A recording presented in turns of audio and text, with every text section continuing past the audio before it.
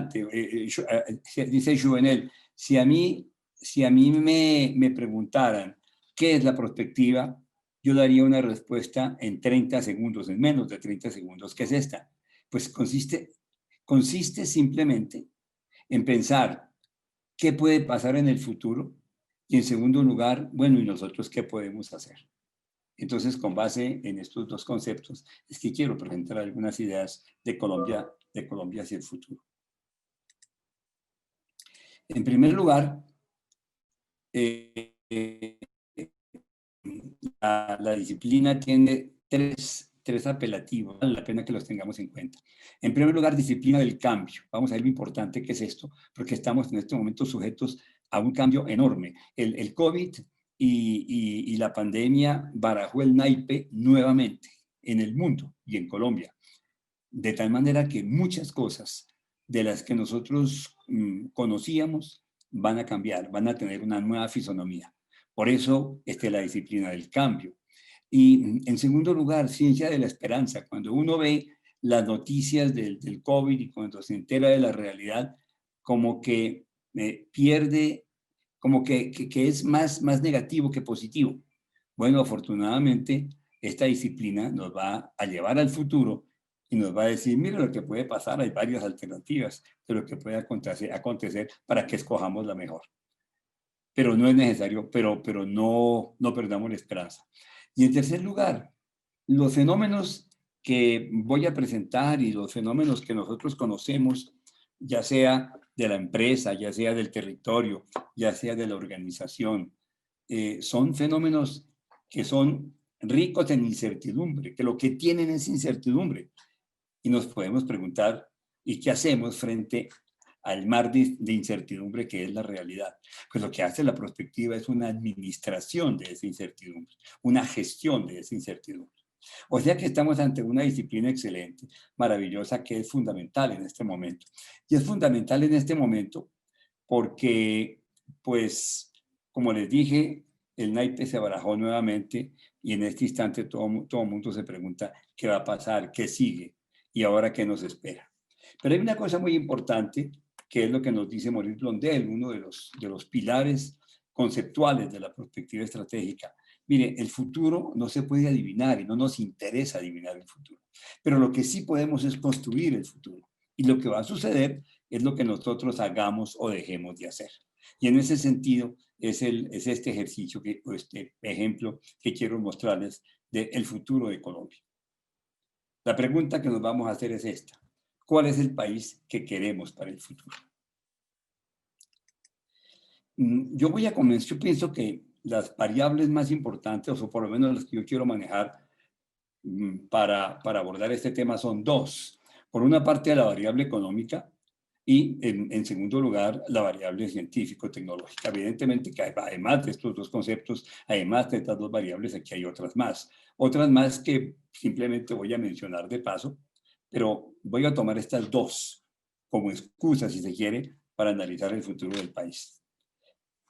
Como ustedes saben, como consecuencia del COVID, como consecuencia de la pandemia, la economía del mundo entró en receso. Ha habido un descenso enorme en todo el mundo en la economía. Y la economía se suele medir por el crecimiento del Producto Interno Bruto. Esto es lo que ha sido Colombia desde el año 2015.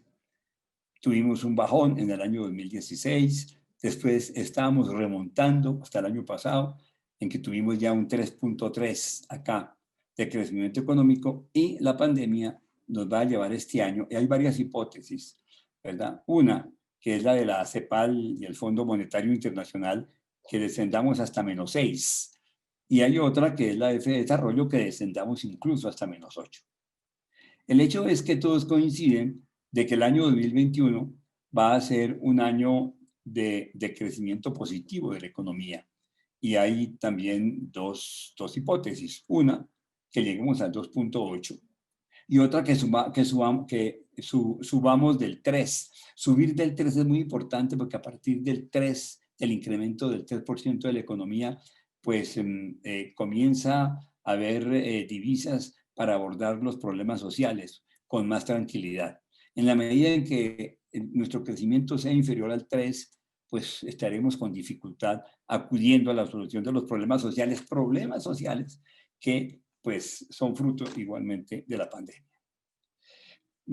Pero pues es interesante también ver esto, que si bien el descenso económico de Colombia, y es lo que se muestra acá, para este año es negativo, y es lo que está aquí en color rojo, con expectativas de recuperación. Sin embargo, nuestro comportamiento no es malo, podemos decir, comparado con otros. Hay otros que van a sufrir, que van a tener mayor dificultad. Ok, esto se llama mal de muchos, como ustedes saben. Se espera que el decrecimiento de América Latina, según la CEPAL, sea de menos 5.3 y que y según el Fondo Monetario sea de 5.2. Igualmente, el ascenso, el crecimiento, la reconquista económica alcance en promedio en América Latina el 1.8 o si no el 1.7. Bueno, pero ¿cuáles son los estragos de la pandemia? Pues son muchos y los cambios son enormes. Yo quiero referirme a uno en particular para comenzar a encauzar el tema que quiero manejar. Miren, cuando comenzó el confinamiento, evidentemente, pues que la gente metida en sus casas no podía consumir. Al no poder consumir, esto afectó a la producción. Al afectar la producción, pues comenzó a desquiciarse nuestra economía. Y los que comenzaron a pagar los platos rotos fueron las empresas, porque ustedes saben que la empresa pues hace parte del sector real de la economía. Pero miren lo interesante, miren la situación de Colombia. El 92.5% de nuestras empresas son micros. La pequeña es el 5.57, pero si sumamos estas dos, la micro y la pequeña empresa, pues ya tenemos el 98%, que fueron las empresas, estas dos, que entraron en dificultades. Muchas se resintieron, muchas entonces tienen dificultades económicas y muchas quebraron. La mediana es apenas el 1.44, esto se sintió menos, y la grande mucho menos, aunque en todas, con toda seguridad, pues hubo cambios importantes y todas con toda seguridad se resintieron. Pero tengamos en cuenta esto. Y si uno analiza esta situación, se puede preguntar varias cosas. A ver, sí, las empresas nuestras se resintieron, las empresas nuestras tuvieron dificultad, pero no todas. Es que hay unas que no están preocupadas por el COVID y que están preocupadas por la recesión económica, porque son empresas muy exitosas. Vean ustedes, en Netflix, este es el crecimiento de Netflix acá en los 2020 por trimestres. Bueno, aquí tuvo un crecimiento de 10.1 millones de dólares y fue su mejor momento. Y otras que también van muy bien. Zoom, que es la dueña de la plataforma, esta plataforma de la cual nos estamos sirviendo nosotros, igualmente en el año 2020 comenzó a crecer y aquí para adelante espera que tenga mayor crecimiento. Y otras que han tenido pues un crecimiento importante y una aceptación importantísima en la bolsa, como por ejemplo Apple, por ejemplo Microsoft, por ejemplo Alphabet, que es Google. Y entonces uno se puede preguntar, a ver, pero ¿por qué las nuestras sí están en dificultad hasta el punto que recurren al Estado para que les dé subsidio, que muchas quebraron y que pues también acuden al sector financiero para subsistir? ¿Y por qué estas no? Y estas no, y además aquí estamos en otra familia de empresas, en otra familia de emprendimiento, en otra familia de generación de riqueza, vean ustedes, y donde pues están las anteriores, pero aquí están como las grandes ligas de este tipo de empresas, ¿no? Amazon tiene, la marca Amazon vale 315 billones, es decir, miles de millones de dólares. La marca Google vale 309. Facebook 158, Alibaba 131. Comparemos esto con el Producto Interno Bruto de Colombia, que son 330 billones. Es decir, que la marca Amazon vale casi como el Producto Interno Bruto de Colombia. Y a Amazon no le interesa COVID o no COVID, confinamiento o no confinamiento, pandemia o no pandemia, el crecimiento de Amazon sigue siendo importante y de estas empresas. ¿Qué tienen en común estas empresas? Mire, Amazon, su cifra de negocios el año pasado fue 280 mil millones de dólares, superior al Producto Interno Bruto de muchos países aquí de América Latina, de Ecuador, etcétera, etcétera. Entonces, bueno, ¿cómo lo hizo? ¿Y por qué este tipo de empresas no se resintieron? Este señor es un perspectivista japonés que se llama, y pues hace unos años escribió una obra muy interesante que se llama La mente del estratega. Y si quisiéramos en una frase resumir el tema de Shinichiro Mae, puede ser esta: remar fuerte no sirve, perdón, si el barco va por el camino equivocado. Mira un interesante planteamiento de Omae. Y yo me pregunto, a ver, ¿no será que nosotros vamos por el camino equivocado? ¿Por qué las empresas nuestras tienen dificultades? ¿Y por qué otras que son de la inteligencia artificial, de la era digital, van bien? Porque Amazon, porque Google, porque Microsoft son empresas de la era digital. Entonces ¿no será que estamos remando fuerte, pero vamos por el camino equivocado? Miren, para comenzar a responder el planteamiento que nos hace Kenichi Mae, quiero valerme de esta figura de lo que ha sido el cambio tecnológico mundial. El mundo fue analógico hasta siglos XVIII y XIX, en que aparecen dos revoluciones muy fuertes analógicamente, y analógicamente la transformación productiva del mundo, pues entonces se fortalece, pero desde el punto de vista puramente analógico. Dio un salto a ser digital en el siglo XX. Salto importantísimo, pero no se quedó ahí, sino que al siglo XXI dio un salto mucho más fuerte y migró con mayor fuerza hacia el mundo inteligente. ¿Qué es el mundo inteligente? El mundo inteligente es el mundo de la inteligencia artificial, de los sensores, de los vehículos autónomos, de la imprenta en tercera dimensión, del Internet de las cosas, de la biología sintética.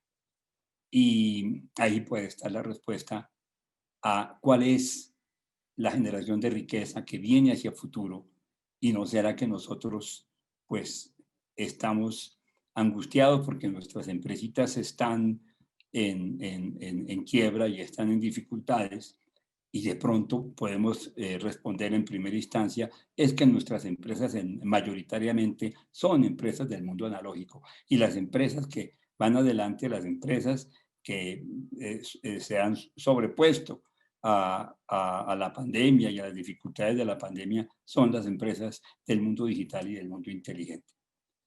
La robótica, que es una de estas familias. Vean ustedes, el mundo ya está metido de cabeza en esto. Este es el número de robots que hay en el mundo, robots industriales que están fabricando desde vehículos hasta neveras, hasta electrodomésticos, etcétera. Pero en América Latina también esto ya se vino. Ya comenzó, este es el número de robots que existen ya en empresas, en industrias, en la transformación productiva de América Latina. O sea que este mundo ya se nos vino. Y si estamos preocupados nosotros porque nuestras empresas analógicas no generan réditos importantes, vean lo que pasa con el mercado del software y de la inteligencia artificial. Mire, son cifras mundiales, 2020, 22 billions, y esto va creciendo, y se espera que para el año 2025 sean 118 billions, miles de millones de dólares. Estos son negocios excelentes. Ahora, el Big Data, que es otra de las disciplinas de lo que se llama la revolución 4.0, yo lo diría, del mundo inteligente.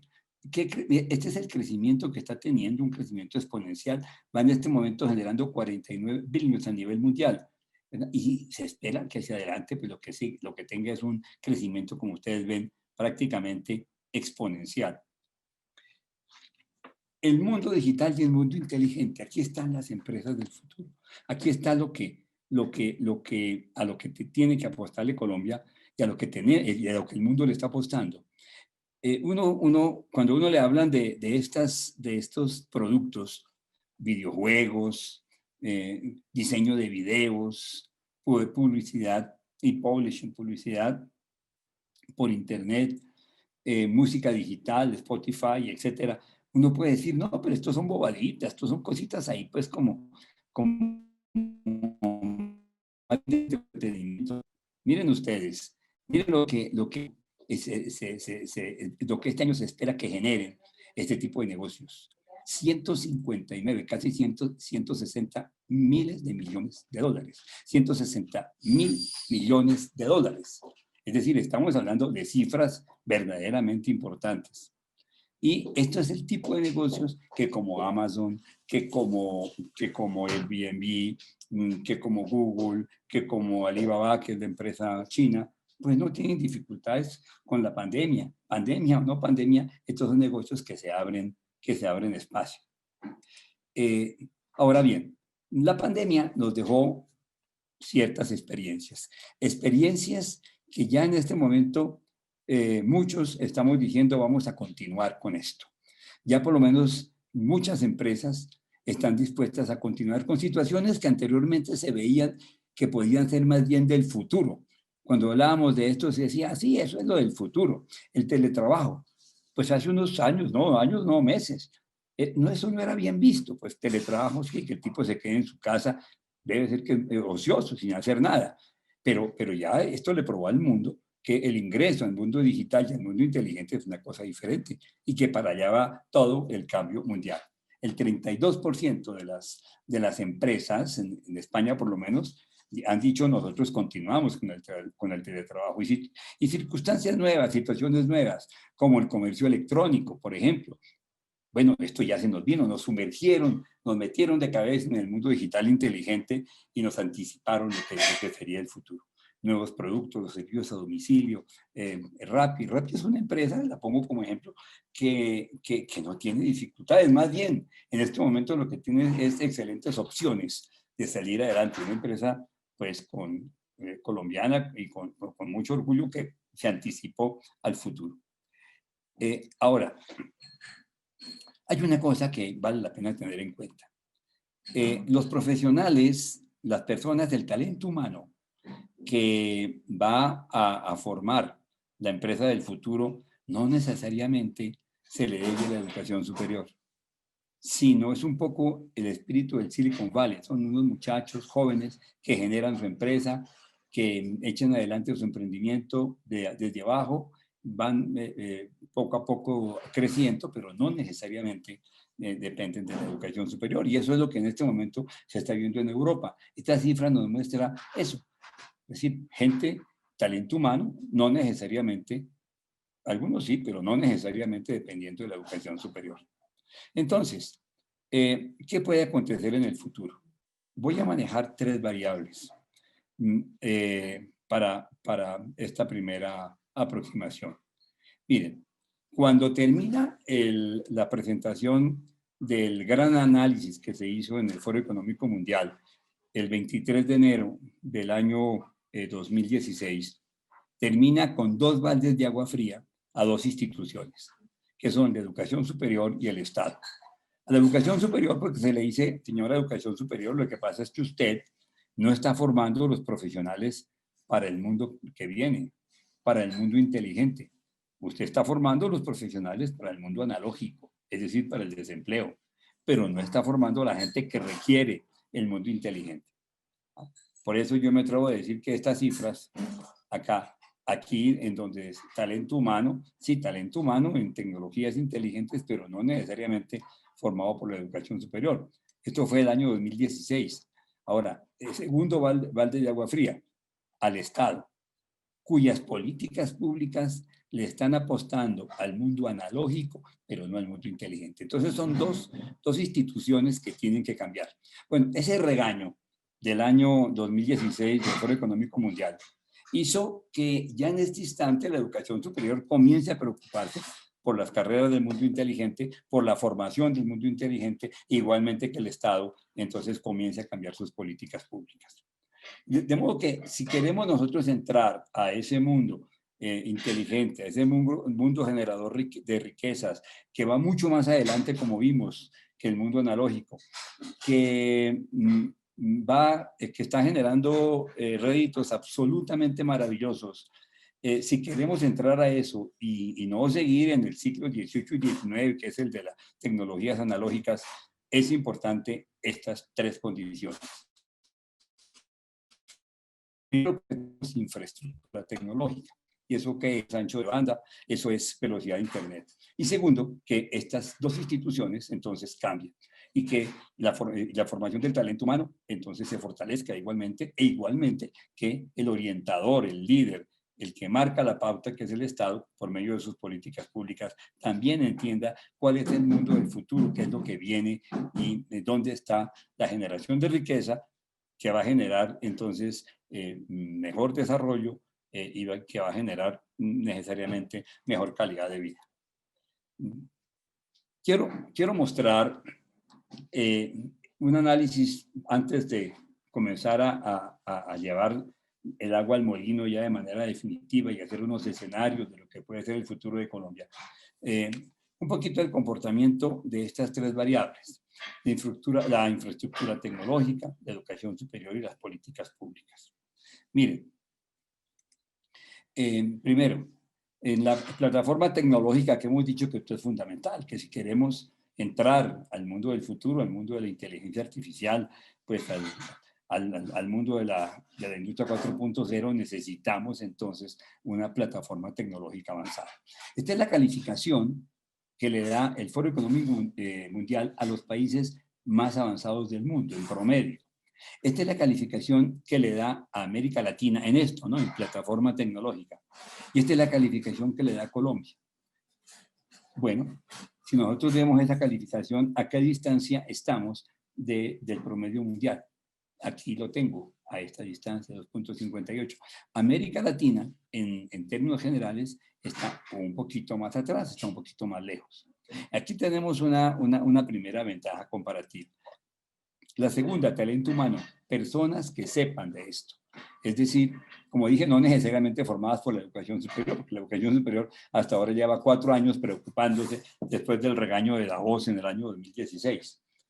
Este es el promedio en Europa, 6.84. Este es el promedio en América Latina.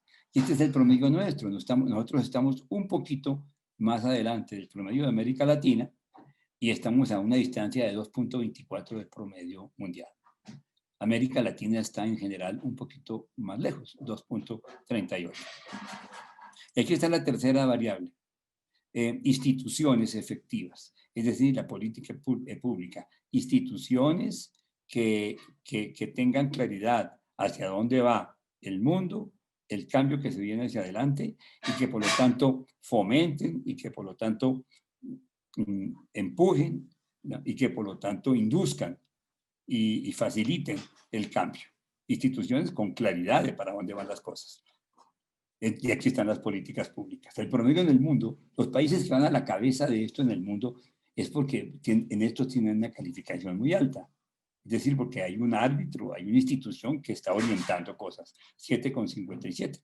El promedio en América Latina es de 4,49, es decir, una diferencia de 3 puntos. Estamos un poquito despistados, pero nosotros en Colombia estamos un poquito menos despistados. Es decir, 2,97, nuestra distancia es un poquito mayor que la del promedio en América Latina. Y esto son cosas positivas porque estos son ventajas comparativas importantes. Con todo esto, en los 5 minutos que me quedan, ahora armemos entonces una visión de Colombia del futuro. Todas estas ideas, llevémoslas, organicémoslas en torno a una herramienta de la perspectiva que se llama los escenarios de futuro.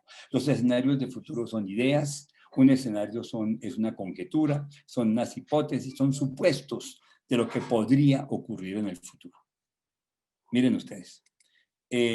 Yo diseñé estos 4 escenarios, tomé 2 variables. Esta herramienta de la cual me estoy sirviendo, se llama los ejes de Peter Schwartz. Peter Schwartz es un prospectivista norteamericano de la escuela de Michel Godet y diseñó una herramienta supremamente sencilla, tan sencilla que se puede explicar en 30 segundos, como lo voy a hacer yo. Es decir, él dice, son necesarias dos variables, dos direccionadores de futuro, dos variables. Entonces, esta es la primera, que es el desarrollo económico de Colombia.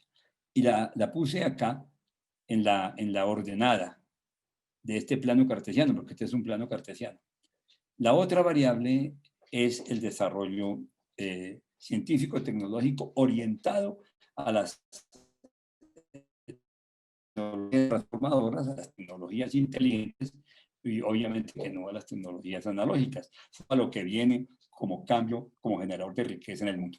Entonces, a cada una de estas variables, para cada una de estas variables, vamos a plantear dos hipótesis.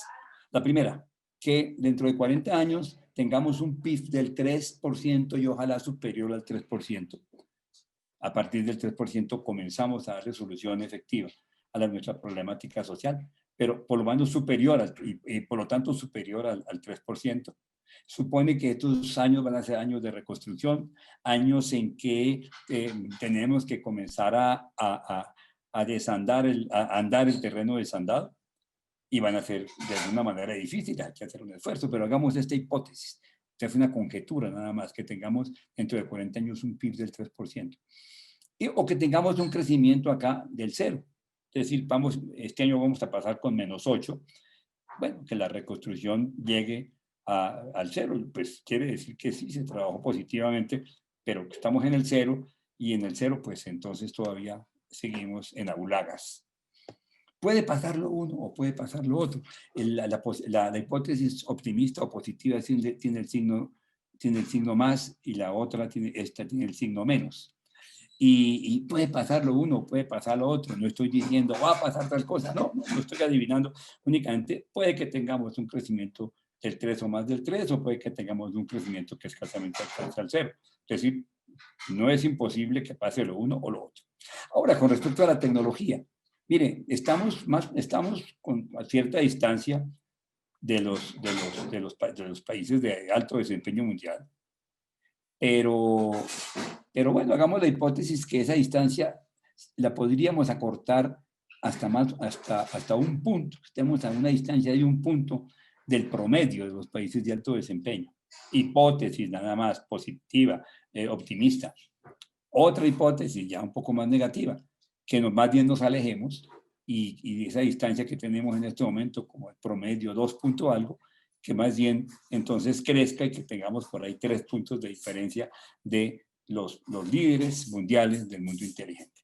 Entonces, lo interesante de este planteamiento de Peter Schwartz, de esta herramienta, es que no hay sino 4 combinaciones posibles de los signos máses y menos, ¿no? Estas dos, las dos negativas y las dos positivas. Bueno, esas combinaciones posibles de los signos máses y menos, vamos a llamarlas espacios de futuro o escenarios de futuro, imágenes de futuro. O sea que en el año 2040 podemos estar en una de estas 4 situaciones. Ahora, con toda seguridad estaremos en una de estas 4. Mire, podríamos estar en este escenario, que se llama con mano ajena, que nos acercamos al promedio mundial del mundo inteligente, pero no tenemos crecimiento económico plausible. ¿Por qué? Yo lo llamé con mano ajena. Pues porque simplemente facilitamos la inversión, le abrimos las puertas a Amazon, a Airbnb, a las transnacionales, que vienen acá, pues si acaso nos dan algún tipo de empleo, pero nada más. Pero aquí no, el capital, no sé, el rédito del capital no es para nosotros. Amazon, por ejemplo, es en San Francisco, que es donde está la casa materna, pero con mano ajena. Es decir, siempre fuimos cascarón únicamente de transnacionales que, pues, como nosotros no sabemos de eso, entonces acá nos enseñan, no nos enseñan, sino pues nos prestan el servicio únicamente. Primera situación, primer escenario con mano ajena. Podríamos estar en este escenario. No digo vamos a estar, no, podríamos. El segundo, lo de siempre.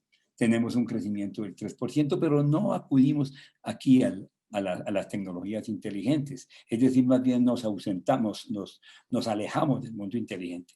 Y entonces, ¿cómo se explica que tengamos un crecimiento del 3%? Pues con lo de siempre.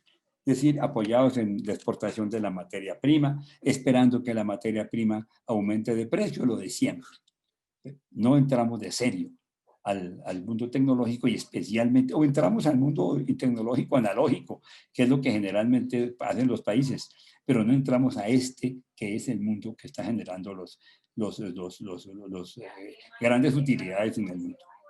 Podemos estar en esto. Yo no estoy diciendo vamos a estar, no podríamos estar en esto.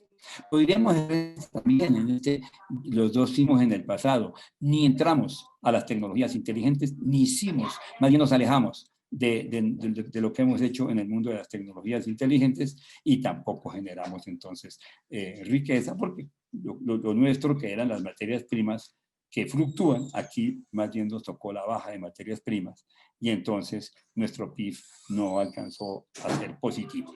Vivimos en el pasado. No estoy diciendo, esto va a pasar, no, podría acontecer. Y por último esto, mire, tenemos un crecimiento del 3, ojalá más del 3. Hicimos un esfuerzo importante, nuestro acá, auténtico, nuestro autóctono acá, con educación superior, con investigación, fomentando empresas nuestras, con una educación superior que mira hacia futuro, con un Estado que además mira hacia futuro y sabe para dónde va. Bueno, y entonces esto por medio de políticas públicas inteligentes llegamos aquí, al sueño logrado.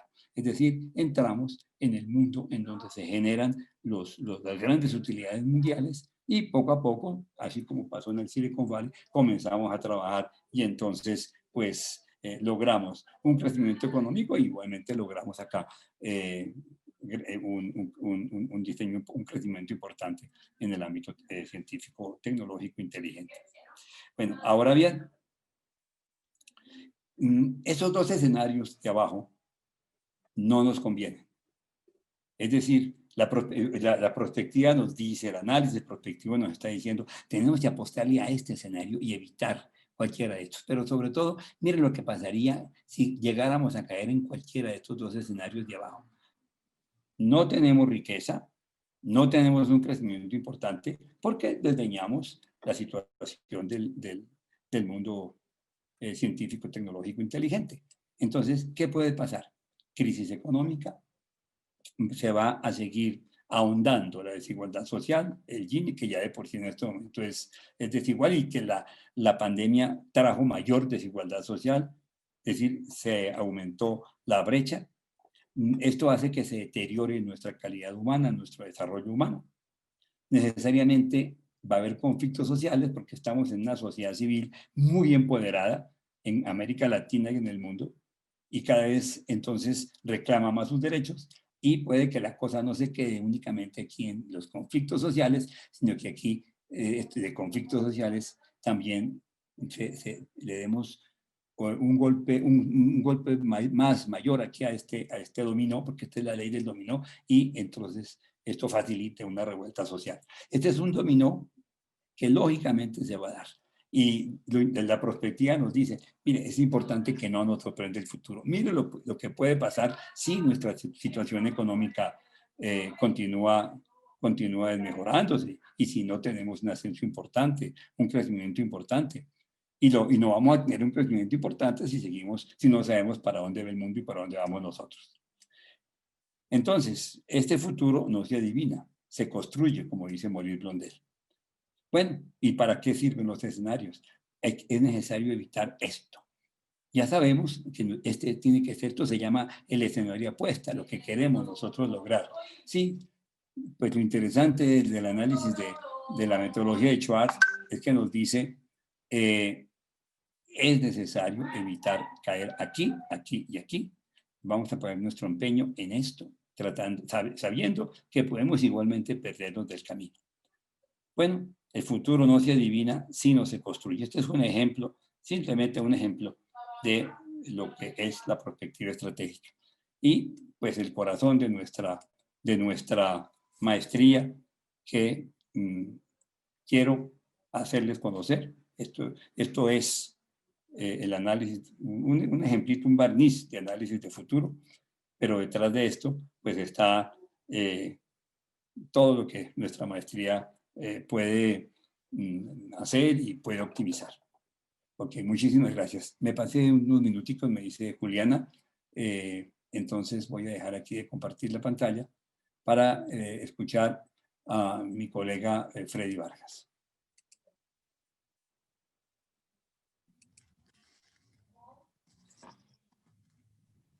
Perfecto, doctor. Muchísimas gracias. Y muchísimas gracias a nuestros amigos que están con nosotros esta noche. Vamos a ver un poquito, vamos a conversar sobre el tema de señales de futuro. Vamos a ver algo que es totalmente complementario a lo que les ha estado diciendo el doctor Mojica. Vamos a ver algunos indicadores adicionales, porque lo que tenemos que entender es que el core de esta presentación, de nuestras 3 presentaciones, es hacia dónde estamos yendo. Pero hacia dónde estamos yendo como país en relación a la región. El doctor Mojica ya les ha hecho la introducción de cómo es que está articulándose la economía, qué cosa es lo que está pasando, qué es lo que vamos a tener post-COVID y cuáles son los escenarios. Ahorita en ese momento yo lo que les voy a presentar es algunas cosas de lo mismo, pero analizado desde las señales de futuro, que me interesa de que ustedes vean y puedan conocer un poquito más. Y luego, esto vamos a ver cómo es que se articula posteriormente a nivel territorial y de cara a la construcción de visiones de futuro, que es lo que vamos a ver con el doctor Francisco Javier Osorio. Bueno, a ver, lo primero, y vamos a tratar de ir rápido también en esta parte, solo para recordarles, ya varios de ustedes, muchos de ustedes estuvieron en nuestra sesión anterior y ya vieron esto del tema de señales de futuro, que es una de las partes, de las grandes partes que tiene la epistemología de los estudios de futuro. Sea cual sea el tipo de escuela de la que partamos, en todas tenemos un análisis de señales de futuro muy fuerte. ¿Y qué cosa es lo que nos presenta las señales de futuro? Pues información respecto al futuro, que viene de un análisis estructurado. Y este análisis estructurado se da en 2 tipos de ámbito. Se da en fuentes académicas y se da también en literatura gris, que es multidisciplinaria. Como ven ustedes al lado derecho, el Strategic Foresight solamente es uno de los elementos que alimenta a esto. Ahora, la información que tenemos es cuantitativa y cualitativa para poder tener una visión completa de las señales de futuro. Y sobre todo, algo que vamos a repetir mucho es que lo que nos permiten es tomar decisiones respecto a lo que va a venir, pero las decisiones se toman en el presente. Este campo de estudio formal es empleado por los mayores organismos multilaterales y los gobiernos del planeta para poder tomar decisiones de cara al futuro.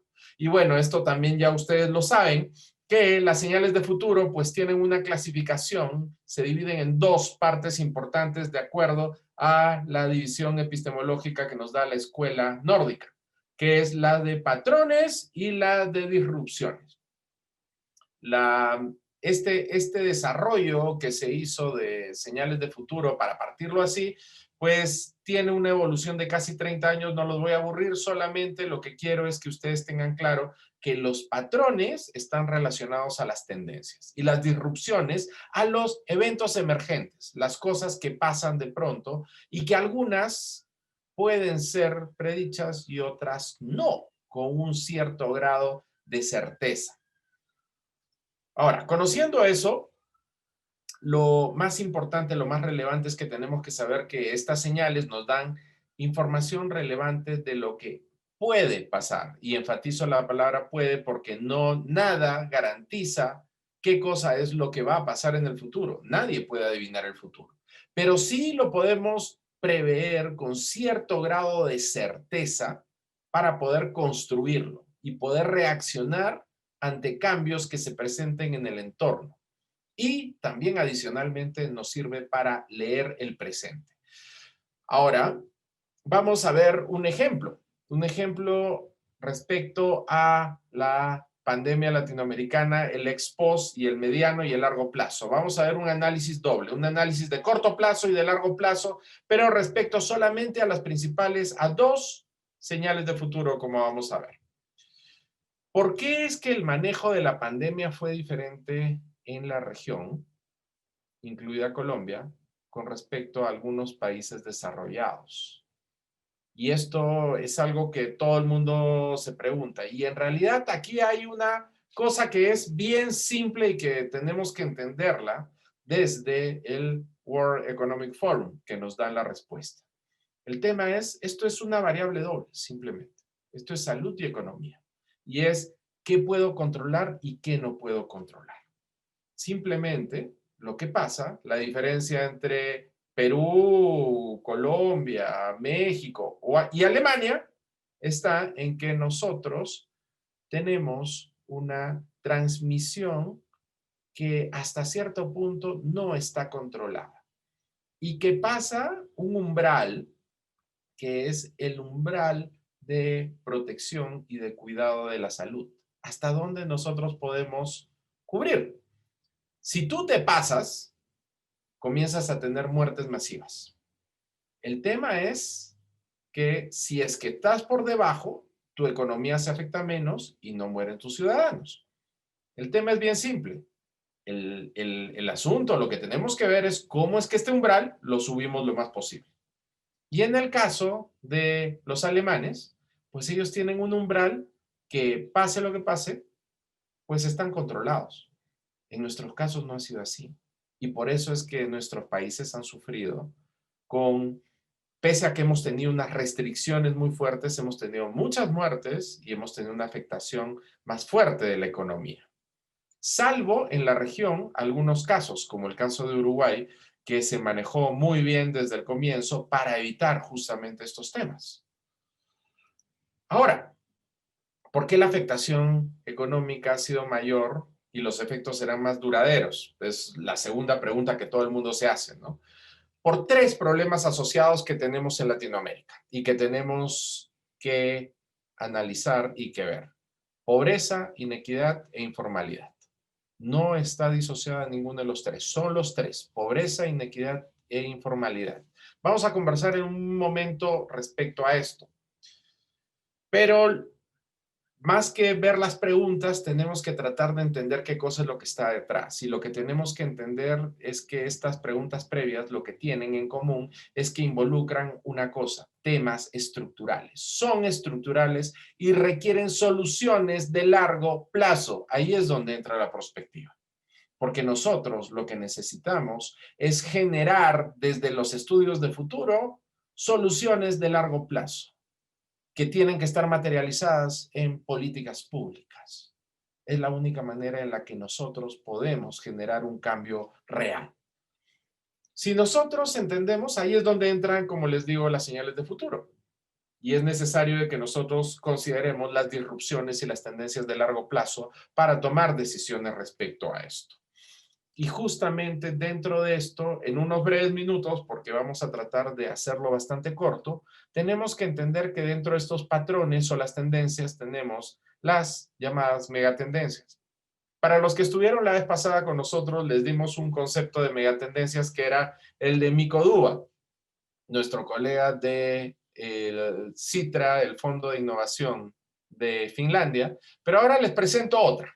Les presento una de Joseph Coates, que era un pensador de futuro, un prospectivista norteamericano, que era miembro de la National Science Foundation y profesor de las universidades más fuertes de Estados Unidos. Y este señor, ¿qué cosa nos decía?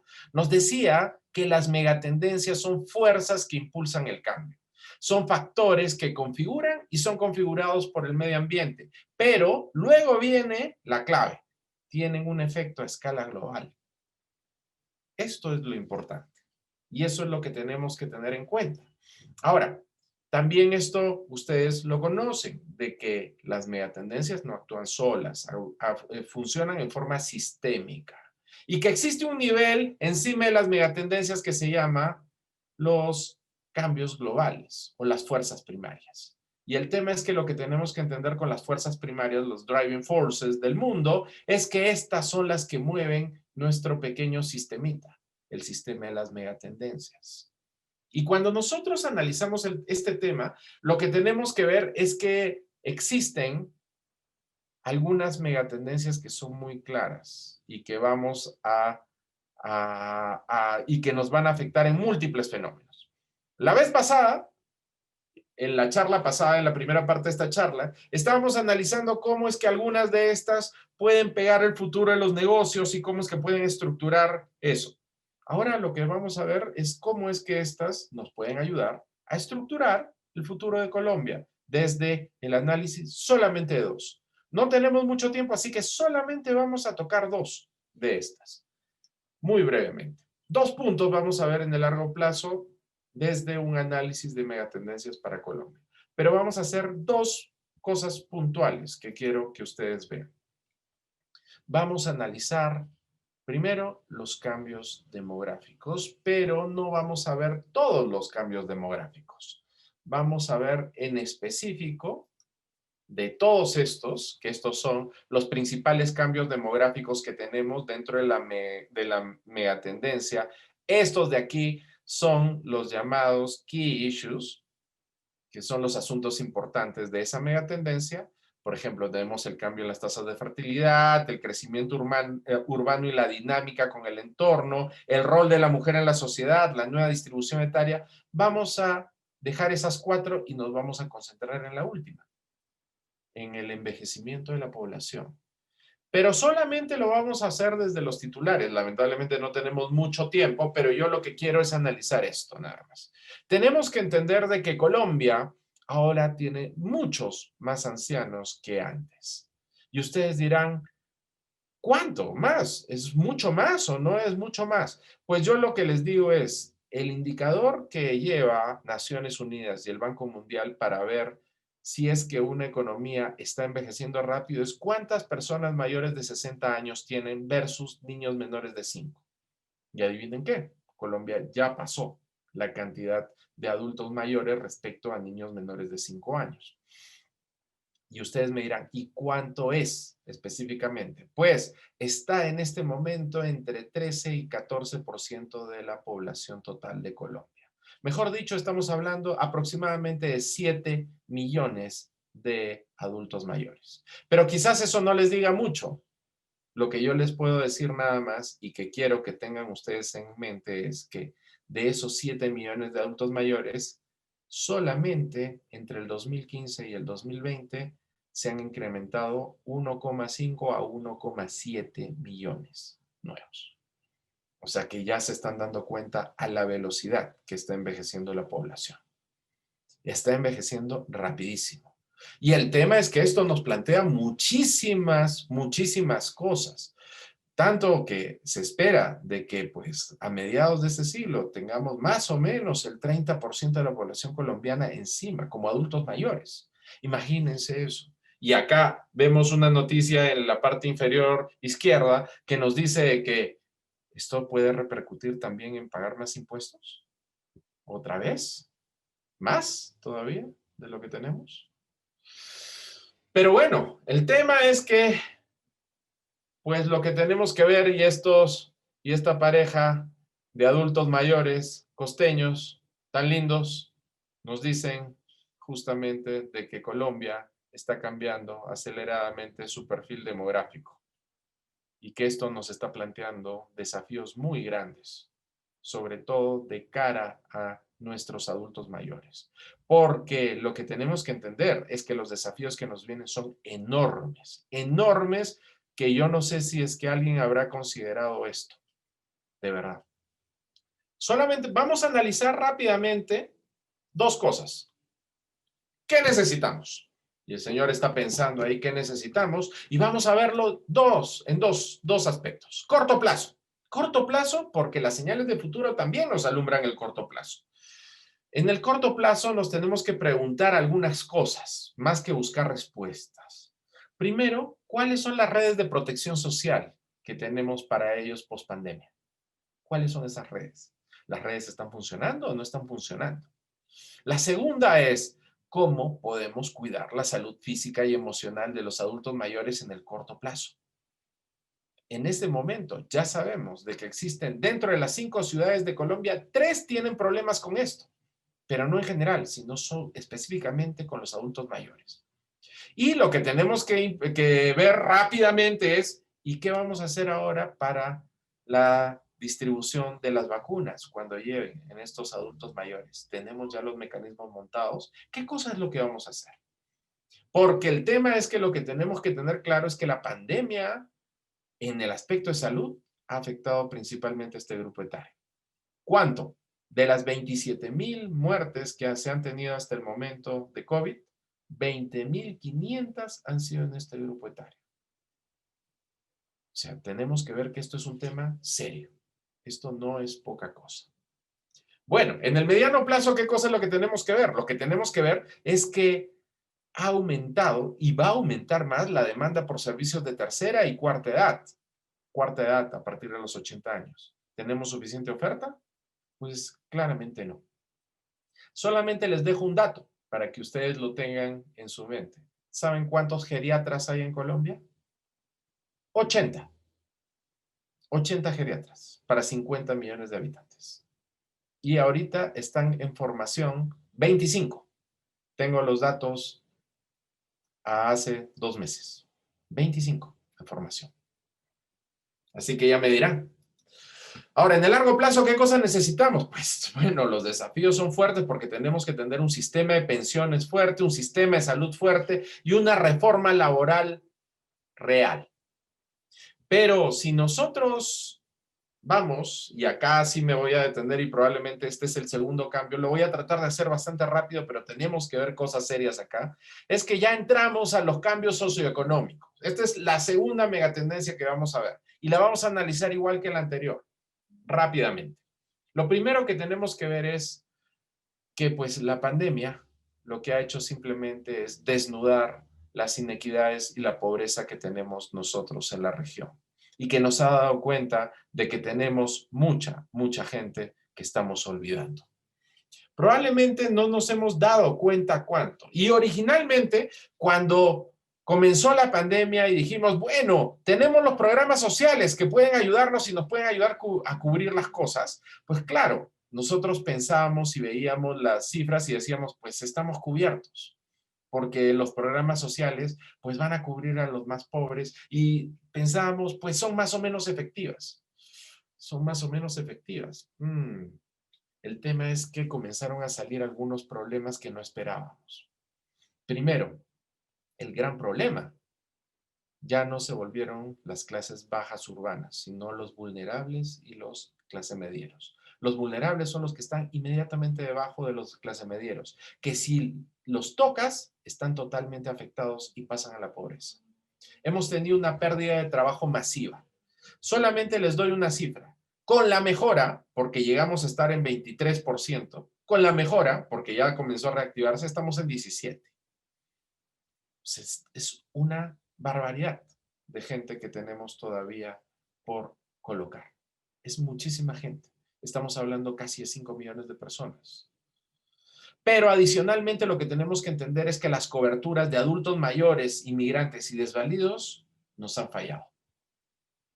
Y ha aparecido un nuevo fenómeno, una cosa que en sociología se está conociendo como la pobreza vergonzante.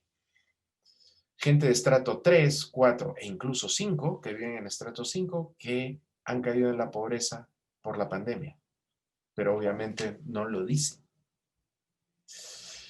Otro tema importante, los costos de la pandemia. Esto de aquí es de Martin Wolf, del Financial Times, de anteayer. Y solamente yo lo que quiero es que sepan esto. En países emergentes, ¿quiénes son los que han sufrido más con esto? Jóvenes, la gente no preparada, las minorías étnicas y las madres cabeza de hogar. Y me detengo un momento solamente en las madres cabeza de hogar. Señores, 35% de las madres cabeza de hogar en Colombia están sin trabajo. Y 50% ha disminuido sus ingresos. Esto es de terror. Pero si yo les digo de que eso no es la peor parte, porque en realidad pues podríamos pensar de que con esto ya pues nada puede ser peor, ¿no? Pero las tendencias no paran ahí, nos están hablando de otras cosas. Esto es bien relevante. El DANE está sincerando las cifras de pobreza. Hasta hace unos meses, hasta hace 2 meses, la cifra de pobreza en Colombia al año 2019 era 28%.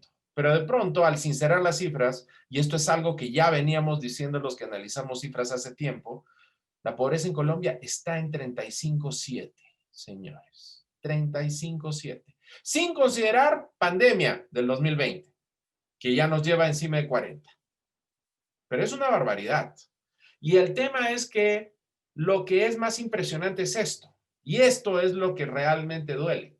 Que el tema es que una cosa es el 35% nacional y otra cosa es tener 3 departamentos encima del 45 y tener uno que está encima del 60.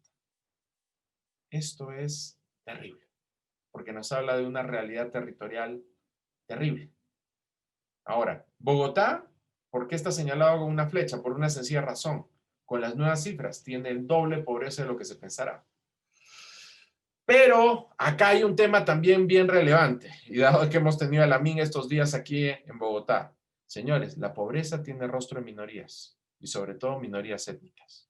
Miren cómo la población indígena y la población afrodescendiente tiene una altísima concentración de pobreza.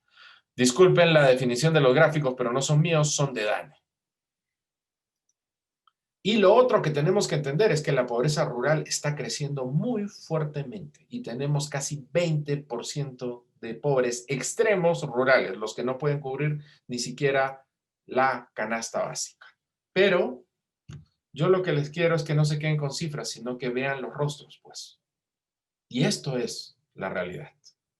Porque el tema es que es muy bonito ver cuadros, pero no entendemos de que esto es a lo que tenemos que enfrentarnos. Y que por esta gente es por la que tenemos que construir futuros.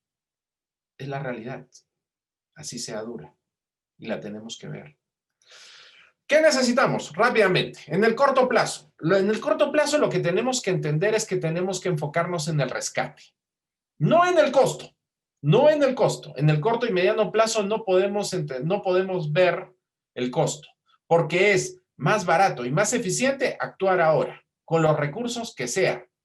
Tienen que prestarse recursos. Si la caja fiscal no da, tenemos que prestarnos. Y no lo digo yo, lo dice el Banco Mundial, el Fondo Monetario Internacional y un artículo de Financial Times otra vez de ayer. Pero tenemos que hacer inversión inteligente. No podemos dejar morir a las pequeñas empresas y medianas empresas que están en líos ahorita. En el largo plazo nos vamos a tener que enfocar en algunos fenómenos. Pobreza e inequidad son la base de nuestro desarrollo social. Pobreza en modo territorial, tenemos que trabajarlo. Y la inequidad tenemos que trabajarla desde la educación, pero no me voy a centrar en eso. Tenemos que ver otros 2 fenómenos, la informalidad y la productividad. Señores, con cifras, hasta hace 4 meses había 48% de los colombianos que tenían empleos informales y se espera que aumente 10% más con la pandemia. Productividad, no les tengo buenas noticias, 5 años de caída continua. No podemos seguir así, tenemos que cambiar. Sin productividad no tenemos visión de largo plazo. Y por último, 2 componentes. Tenemos que tener un desarrollo territorial focalizado con un enfoque inclusivo de minorías étnicas y de desarrollos territoriales profundos en las zonas que realmente lo ameritan. Y lo segundo es que necesitamos apoyo a un sistema de emprendedurismo con 3 patas. Financiamiento, tributos y desarrollo tecnológico que te dé productividad. Si no, no vamos a ningún lado. Último punto, y con esto cierro. Hace 3 días, el World Economic Forum sacó las nuevas habilidades al año 2025. ¿Y saben qué? La novedad es que tenemos varias de las que ya veníamos arrastrando al 2022 que eran muy relacionadas a habilidades blandas. Pero les doy una noticia. La noticia es que ahora el analytical thinking y el critical thinking se han convertido en las habilidades principales, reemplazando algunas de las que teníamos como la flexibilidad cognitiva, que era la top. Si seguimos formando a la gente para las habilidades del siglo XIX o siglo XX, como dice el doctor Mojica, estamos fuera. No vamos a ningún lado. No tenemos futuro.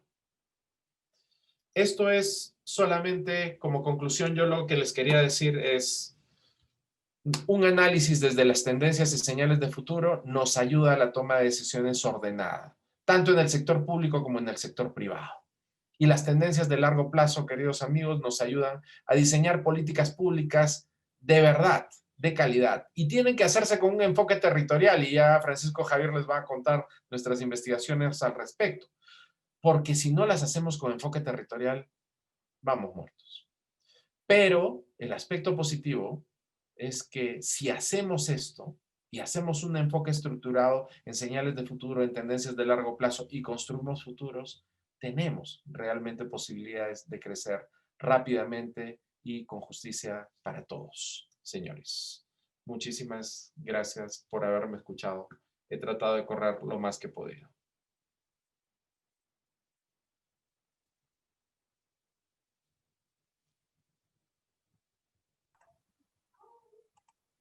Y ahora vamos con Francisco Javier. Muchas gracias, Freddy.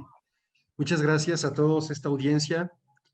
Es un gusto estar de nueva cuenta con ustedes y sin más preámbulo, entro ya en nuestra temática. Doctor Francisco Mojica, discúlpeme, muy buenas tardes y muchas gracias por esta honrosa invitación. Bueno, listo, vamos ahí. Maravilloso, Javier. Para nosotros muy honroso que nos acompañes. Muchas gracias, doctor. Muy bien, bueno, pues tremendo reto que me dejan mis colegas predecesores. Plática deliciosa y pragmática que nos dio el doctor Francisco Mojica y luego mi colega Freddy Vargas, pues nos deja bastante alertas, ¿no? Y además muy bien informados de cuál es la utilidad del análisis de las megatendencias, que es uno de los conceptos fundamentales en el análisis prospectivo. Pero miren, esta ocasión yo junto con el equipo, que me refiero al doctor Francisco Mojica y a mi colega Freddy Vargas, decidimos presentarles los resultados de un último artículo, un último paper que publicamos Freddy y yo en la revista Futures. Ahorita quizá no tienen todos ustedes el contexto. La revista Futures, este journal, es el más importante del mundo en prospectiva.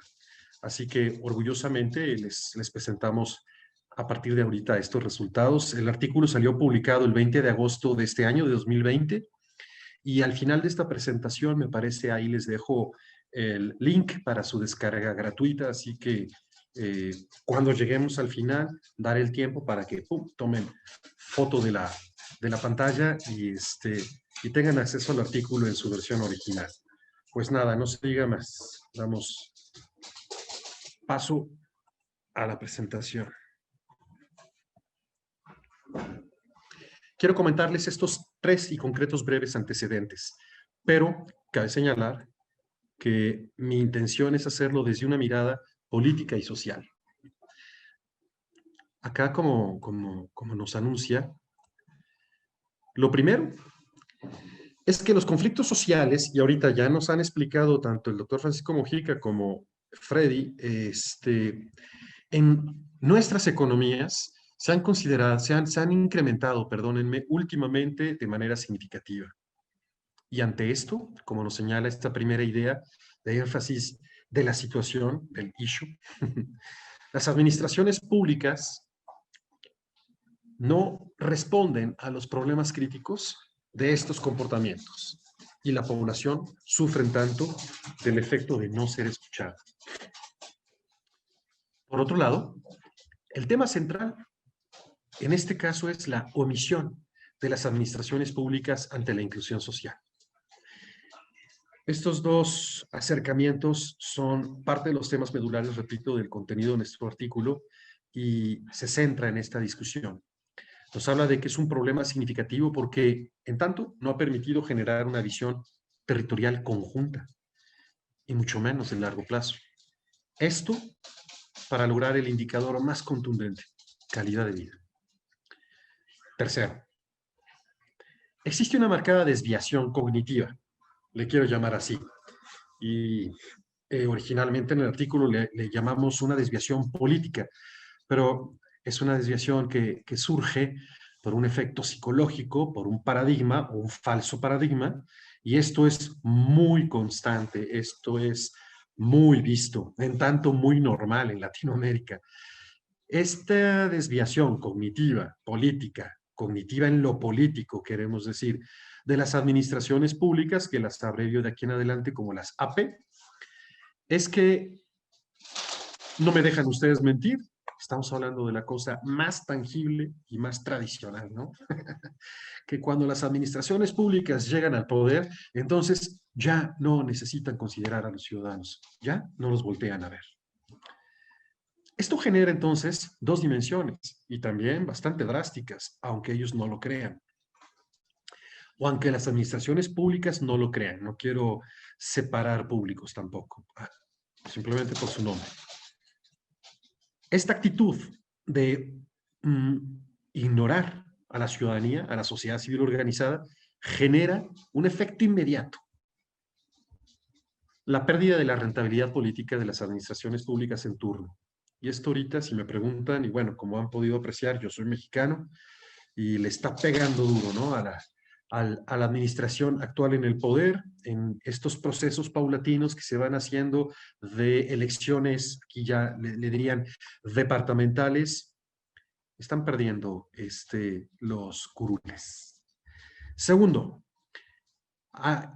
este efecto de omisión implica obligadamente y permanentemente, obliga una sanción moral por parte de los organismos internacionales. No podemos hablar de unas sanciones legales porque sería un error mencionarlo así.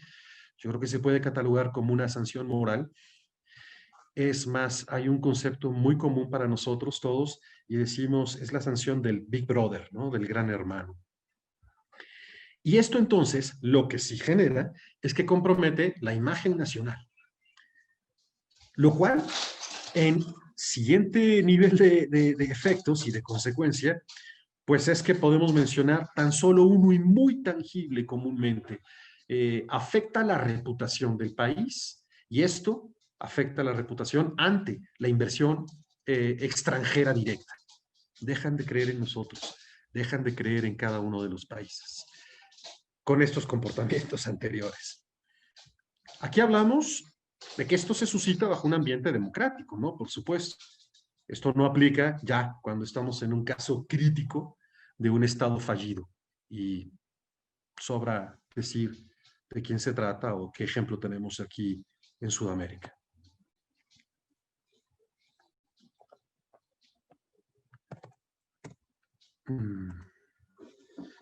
Ya me obedeció esto. Perdónenme. Muy bien. Ahora bien, aquí en el artículo denotamos de manera ordenada y de manera puntual de dónde surgen los conflictos sociales en Latinoamérica. Estos se derivan, en primer lugar, ya lo mencionaba ahorita Freddy un poco, sobre en función de una implementación incompleta de reformas estructurales. Segundo, a la alta exposición de crisis internacionales. Y esto particularmente, dada la composición de nuestra canasta exportadora como países latinoamericanos, conformada por productos primarios. Esto también se relaciona con lo que mencionaba el doctor Mojica, yo lo llevaba a mi mente, no tenemos realmente una oferta económica en productos de alto o muy alto valor agregado, todo lo contrario. Tercero, dada la desigualdad socioeconómica en la región, no necesita más explicación. Los esquemas asimétricos también de desarrollo entre el ámbito urbano y el rural. Y finalmente la nula visión de largo plazo. Aquí les atisbo una conclusión personal, el hecho de que los planes de desarrollo territorial en Latinoamérica con una nula perspectiva de largo plazo, pues apuntan necesariamente, inequívocamente, hacia el desequilibrio y al final el agotamiento de sus recursos y por ende, pues obviamente, el caos, la quiebra. ¿Cuáles son los condicionantes de los conflictos sociales que discutimos en este artículo y desde una perspectiva obviamente teórica. Que eso no lo mencioné al principio, pero este artículo es una reflexión teórica, conceptual, una discusión. Proponemos un modelo y no estamos haciendo una colección y un repaso de elementos empíricos, sino el uso de una reflexión teórica con elementos de teoría pertinente a la epistemología de la política pública, pero también de la prospectiva. Y bueno, con esto, y en palabras más sencillas, dadas las experiencias regionales de América Latina que documentamos y que tenemos aquí, pues obviamente basado en estos autores, aquí está lo importante. Se denota la existencia de demandas sociales de largo plazo, no solamente no atendidas, sino nunca atendidas. Y por otro lado, amén de lo que diga ahí, obviamente atendidas por los actores políticos, los actores gubernamentales, esto se refleja en que otros actores sociales plantean serios cuestionamientos a la legitimidad del sistema. Y esto va poco a poco rompiendo el tejido sociopolítico en un territorio. La teoría de la acción colectiva nos ofrece y nos plantea estos dos puntos muy importantes y que es lo que generalmente enfrentamos en un proceso de toma de decisiones. Debemos de saber y estar permanentemente conscientes que para la toma de decisión implicada en el desarrollo territorial, tenemos un individuo, cualquier individuo, que reacciona de manera espontánea y racional, pero no buscaría el bien colectivo por encima de sus intereses particulares, sino que vería lo necesario solamente para maximizar su beneficio. Estamos hablando del Homo economicus. Entonces, pareciera ser que no hay razón suficiente para que se vea interesado por los objetivos colectivos, por los objetivos comunes. Entonces, esa es la naturaleza humana, que no debemos de obviar, hay que tener en cuenta. Hablamos también de la inexistencia del altruismo. Está comprobado por estos mismos autores de la teoría de acción colectiva y en otros enfoques teóricos. No existe tal cosa como el altruismo, en la especie humana al menos, y esto en la consecución de un objetivo común. En tanto, tenemos que los individuos solamente colaboran en función de incentivos positivos que ellos puedan capitalizar en el corto y mediano plazo. Es ahí cuando encontramos una respuesta positiva. De otra forma, no. Un poquito más sobre las implicaciones teóricas ante la solución de esto que vimos, los conflictos sociales. Número 1, es que el gobierno es quien debe revelar los incentivos adecuados para promover acción colectiva. Segundo, se requieren gobiernos con la capacidad de regular estas interacciones y presiones sociales. Las presiones sociales expresadas por grupos de interés, grupos perversos que promueven el abuso de poder y relaciones de corrupción, cosa bastante común también en todo el mundo, en economías emergentes, pareciera que es un poquito más puntualizado. Esto afecta y esto no abona al bien común. Es más, no está en su radar abonar al bien común. El tercero, es crucial no perder de vista el concepto de la ética territorial, donde principios como eficiencia y equidad están directamente relacionados con la ética y la política económica de una región. En tanto nos dice aquí este autor que citamos en nuestro artículo y esta reflexión, el rol entonces del gobierno en sus distintos niveles es garantizar la calidad institucional y por ende de vida de la población sobre los intereses particulares. Tiene que velar por el principio de equidad, tiene que velar por el principio de legalidad, tiene que velar por la legitimidad.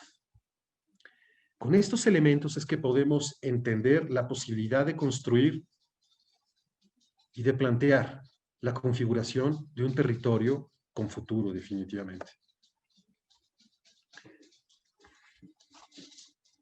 Yo quiero compartirles que el componente o el elemento más significativo que yo aprecio de nuestro artículo publicado es el modelo que denominamos actores y procesos de ordenación territorial en la solución de potenciales conflictos sociales.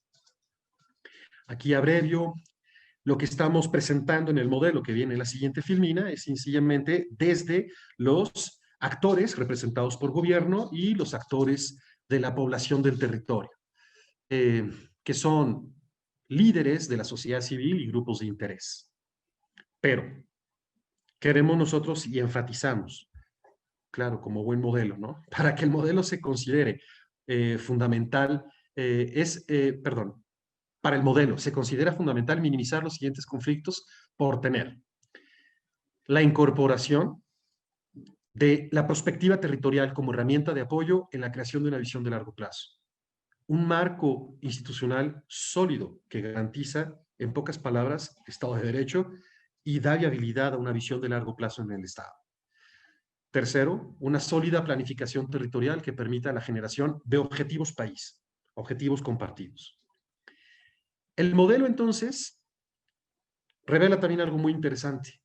Y esto, hasta este momento, me recuerda que se parece mucho y da respuesta a esta permanente noción, percepción popular de que pensar en largo plazo, tratar de coparticipar con el gobierno, no tiene sentido porque no nos hacen caso. No tiene sentido porque no surge efecto. No tiene sentido porque cada cambio de administración se cambian las reglas del juego.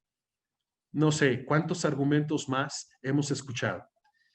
Aquí entonces, sencillamente y de manera objetiva, científica, lo que nosotros identificamos es que el modelo surge cuando nos cuestionamos una cosa: si los que toman las decisiones quieren arreglar la situación o no. Por tanto, el modelo lo que nos va a denotar es la consideración de los factores psicológicos, de ahí los sesgos cognitivos, los factores económicos, en términos de una elección social y una acción colectiva, claro, y los aspectos sociológicos, que casi siempre lo reducimos en la expresión de la cultura, lo cultural, pero pues muy cierto. Todos estos que pueden hacer que sea óptimo para un grupo en específico de actores no querer resolver el problema, porque claro, como lo dijo Max Weber, en términos de la acción social, la conducta del ser humano es lo único, nunca predecible.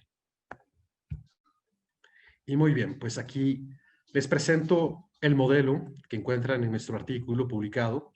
Y les decía, está manifestado desde la partición de estos dos actores, el gobierno y la población en el territorio. Y ante la situación que manifiestan desde sus sesgos cognitivos, un gobierno que no escucha y una población que se siente ignorada. Esto deriva sencillamente en un modelo binario. Recuerden, la pregunta fundamental que planteamos en el modelo es, ¿lo quieren arreglar o no? Entonces va a haber una postura para sí y para no.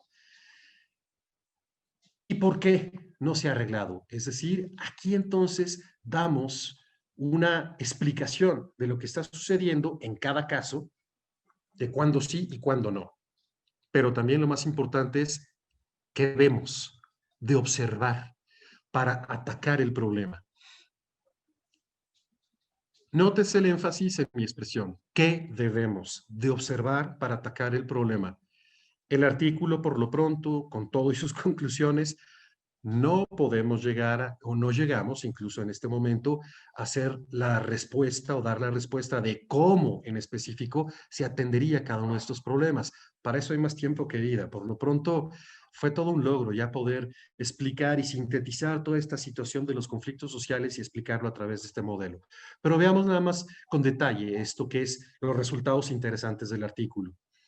Esto todo desde la perspectiva del gobierno, un gobierno que no escucha a la población, no considera importante a esta para crear una visión estratégica de largo plazo para el territorio, pero pensando en que, ok, sí le interesa que se arregle la situación, sí le interesa que esto tenga una salida positiva, pues la primera instancia a la que se puede enfrentar es que, en concreto, pues desconoce con quién tratar, desconoce con quién hablar. Lo que debemos de mirar entonces es el juego de los actores sociales, cuáles son los objetivos que persiguen, y de ahí se derivan otros beneficios. Otra postura positiva. El actor gobierno sencillamente puede decir, no sé cómo incorporar la visión en una visión de largo plazo para el desarrollo territorial. Pues aquí, en más o menos palabras, se reduce en lo más importante. Para eso entonces está la disciplina de la prospectiva con su metodología, porque justamente es lo que fortalece el poder considerar, ordenar ese caos, ¿no? que podemos interpretar en querer incluir la opinión y la participación social. En la medida de una postura negativa de gobierno, tiene dos salidas. Dice, y esta es muy común, no están a mi nivel. Yo no tengo por qué hablar con ellos. Lo que debemos de mirar aquí es, en específico, ese sesgo cognitivo que tiene que ver con un falso paradigma. Voy al siguiente y después concluyo esta idea. O también, no quiero porque afectaría a los grupos de intereses, perdón, sencillamente a los intereses del grupo que representa. Aquí entonces estamos hablando que debemos de voltear a mirar el juego de intereses, prebendas, aspectos de corrupción, y que todo tiene que ver y se hermana con los sesgos cognitivos, con los paradigmas negativos. Pero aquí una conclusión que es importante es la siguiente. En la medida en que los actores que son responsables de promover el cambio, si no tienen de principio el incentivo, no tienen el convencimiento, no hay más nada que hacer. Ni la prospectiva, ni la política pública, ni nada está para evangelizarlos, reconvertirlos. Es un proceso que en el corto plazo no tiene solución, en la medida en que los individuos estén convencidos de no querer hacer nada. Desde la perspectiva de la población, entonces, lo mayor que sucede es que se sienten ignorados por el gobierno en turno y mucho menos para tomar decisiones hacia largo plazo. Pero ¿en qué están pensando y qué es lo que no se ha arreglado en caso de que sí estén dispuestos? Dicen, bueno, quiero contar con una salida a mis problemas, pero el diálogo no me escuchan. ¿Qué hay que voltear a mirar? De nueva cuenta, pues, los procesos de la prospectiva que pueden ayudar a que ellos abonen y participen de manera efectiva en un proceso colectivo de reflexión de largo plazo.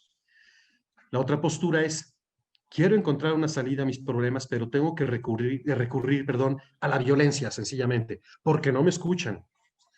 Bueno, aquí tenemos que voltear a ver la intervención oportuna antes de que esas ollas de presión nos exploten o esas bombas nos exploten en la mano, ciertamente.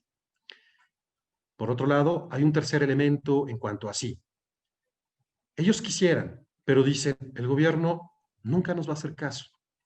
Esto entonces responde también a un falso paradigma, un sesgo ahí que este sí es más sencillo de atender. Esto es un tema que se puede generar una noción de convencimiento, de esclarecimiento, de cómo sí es que el gobierno le conviene y hay una oportunidad de actuar en gobernanza, decíamos en nuestra charla de la sesión anterior.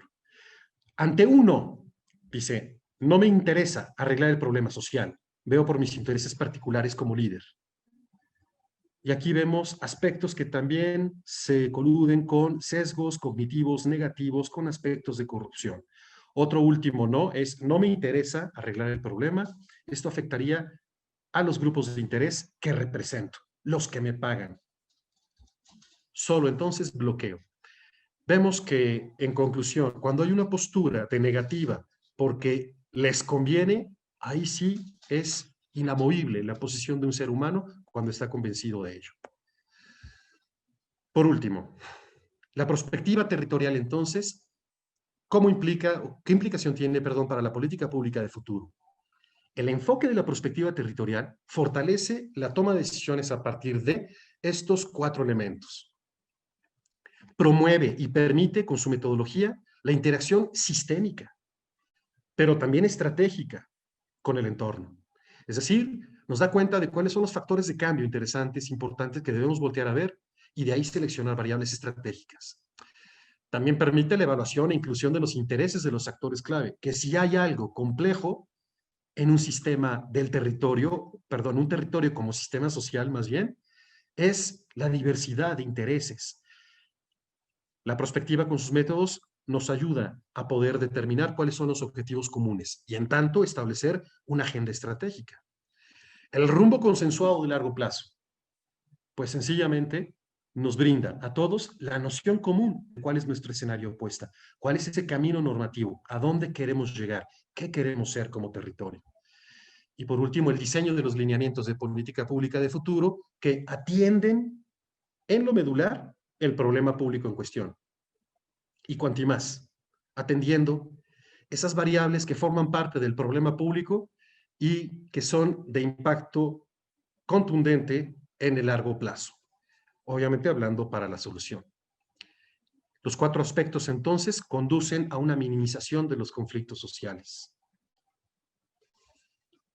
Los principales temas que hemos discutido hasta este momento y se plantean en el artículo es las visiones articuladas de desarrollo territorial sostenible. La perspectiva territorial como mecanismo para la generación de una visión compartida. Y que América Latina, en esta era post-pandemia, necesita estar hablando con perspectiva de planes de recuperación de mediano y largo plazo. ¿Qué sigue para nosotros en el Centro de Pensamiento Estratégico y Prospectiva? Es mi placer anunciárselos. Pues entonces continuar con la reflexión filosófica, epistemológica, sobre los procesos de la metodología en torno a lo que ya tenemos patentado, es el modelo latinoamericano de prospectiva, voluntarista, para apoyar la toma de decisiones de nuestros líderes en el sector público y privado.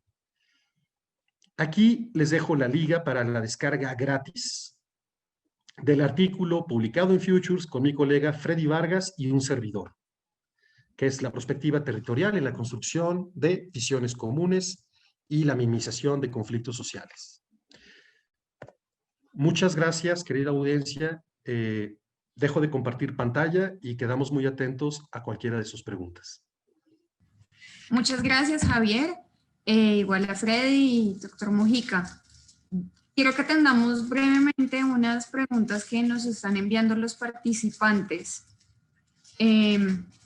Esta primera para usted, doctor Mojica, dice: si Colombia entra al mundo inteligente a nivel tecnológico, ¿no sería demasiado tarde en comparación a otros países que nos llevan mucha ventaja? ¿No sería fortalecer otras áreas económicas usando estas tecnologías? Lo pregunta Luis Jiménez. Sí, Luis. Mire, cuando uno hace un análisis de futuro de un territorio, de una región, de un país, pone sobre la mesa las alternativas y prioriza. Y entonces, pues hay situaciones, cambio de mediano, de corto, de mediano y de largo plazo. Entonces, yo personalmente pienso que tenemos que desde ya dar la batalla de ingresar al mundo de los negocios inteligentes, de las tecnologías inteligentes. Eso no se va a dar de la noche a la mañana. Eso seguramente que, o con absoluta seguridad, pues va a requerir un tiempo, es necesario formar talento humano, es necesario fomentar, es necesario que haya políticas públicas, las 3 variables que yo presenté. Es necesario tener una infraestructura, en segundo lugar es necesario tener talento humano y es necesario que el Estado entonces se concientice e impulse. Sí, pero eso se demora. En el corto plazo tendríamos de pronto victorias tempranas, pero lo importante es apuntarle a eso, es decir, que el futuro hacia adelante pues sea eso, y pues poco a poco vamos llegando allá. Ahora, no tener en cuenta que la generación de la riqueza, que el emprendimiento tiene que ser inteligente y que para allá va el mundo, sería muy grave. Y yo pienso que esa es una de las características, de la importancia que tiene la perspectiva, que nos muestre el futuro y cómo poco a poco llegamos y lo alcanzamos. Pero desde ya tenemos que comenzar a construirlo, es lo que dice Maurice Blondel. Lo que va a ocurrir en el año 2040 es lo que nosotros hoy comencemos a sembrar, a realizar, a llevar a cabo los proyectos que comencemos a ejecutar. Y los frutos se verán en el corto, en el mediano y en el largo plazo. Muchas gracias. Fausto nos hace otra pregunta. Dice, buenas noches, tengo una pregunta. ¿Uno podría iniciar la maestría y posteriormente puede continuar con el doctorado? ¿Para el doctorado reconocen las materias de la maestría? Nuestra maestría es una maestría de profundización, no una maestría científica. ¿Por qué? Porque estamos en una facultad de administración que está orientada hacia el éxito de la empresa, hacia el óptimo funcionamiento de la empresa. O sea que nuestra maestría es de profundización. Pero el doctorado es un doctorado, necesariamente es un PhD, es un doctorado obviamente de profundización, de mostrar dónde va el conocimiento y cómo podemos enriquecer el conocimiento, cómo podemos ayudar a mover los límites y la barrera del conocimiento. Como son dos enfoques, si se quiere, diferentes, lo que la maestría nos deja, y tanto la maestría esta como cualquier otra de las maestrías que se imparten en la facultad y en la universidad, lo que nos deja es una experiencia importante en el ámbito de comenzar la investigación, de comenzar a manejar la investigación, de comenzar a tenerle confianza a la investigación. Pero que haya un reconocimiento de lo uno frente a lo otro, no, digamos, en la realidad no, curricularmente no. Ahora, si hay experiencias que van a ser útiles, experiencias que se pueden aprovechar, experiencias que se van a enriquecer, y ya, pues, un camino importante por el mundo de la academia. Eso es lo que pasa con los programas cuando son de profundización y cuando son de generación científica. Muchas gracias. Acá tengo otra pregunta, supongo que es para Freddy. Dice Angélica Díaz, buenas noches. ¿Es posible la aplicación de estas metodologías a nivel más micro? Mi experiencia profesional es en el rediseño y fortalecimiento institucional de entidades públicas. ¿Existen trabajos en este sentido? Tengo interés en la maestría y quisiera ampliar mis herramientas en este nivel. Gracias. Sí, ¿cómo están? Angélica, a ver, el tema, lo que estás tocando es un tema muy importante. ¿Qué alcances tenemos por objeto de estudio? Y uno de los objetos de estudio que tiene la prospectiva y en general los estudios de futuro es el nivel organizacional. Y a nivel organizacional, nosotros podemos analizar tanto organizaciones del sector público como empresas del sector privado. Es más, pueden verse incluso partes específicas de estas organizaciones.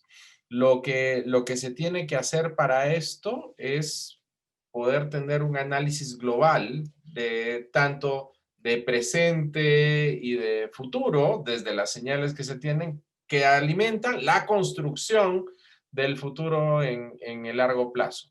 O sea, la respuesta en corto es sí, claro, se puede. Y es más, es uno de los campos más desarrollados que se tienen dentro de los estudios de futuro en América Latina, la perspectiva organizacional y empresarial. Muchas gracias. Nos hacen otra pregunta, dice, uno de los problemas es alinear políticas a nivel nacional, departamental y municipal.